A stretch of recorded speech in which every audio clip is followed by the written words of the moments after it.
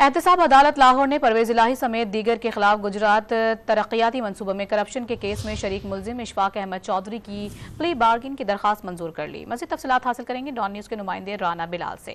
राना बिलाल, बताइएगा परवेज इलाही समेत दीगर के खिलाफ गुजरात तरक्याती मनसूबों में करप्शन के केस में क्या पेशरफ्त हुई है?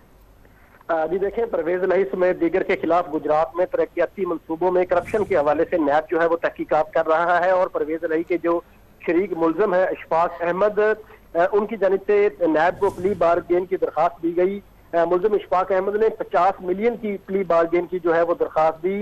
एहतसाब अदालत ने तफ्तीशी अफसर का बयान रिकॉर्ड करने के बाद मुलजिम की ये प्ली बारगेन की दरखास्त है उसे मंजूर करके मुलजिम को रिहा करने के अहकाम जारी कर दिए हैं। एहतसाब अदालत के जज नसीम अहमद विर्क ने प्ली बारगेन की इस दरखास्त पर समाअत के बाद इस दरखास्त को मंजूर किया और नैब लाहौर का ये मौक़िफ़ है कि मुलजिम साबिक SDO था।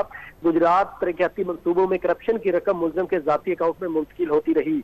मुलजिम की जानिब से 50 मिलियन की प्ली बारगेन की दरखास्त दी गई थी, जिसे एहतसाब अदालत ने मंजूर कर लिया है और दरखास्त मंजूर होने के बाद मुलजिम को रिहा करने के अहकाम जारी कर दिए गए हैं। नैब लाहौर की जानिब से परवेज इलाही, मुनस इलाही समेत दीगर के खिलाफ गुजरात में मुबैना करप्शन और ठेकों की मद में किकबैक्स लेने की तहकीकात जारी हैं।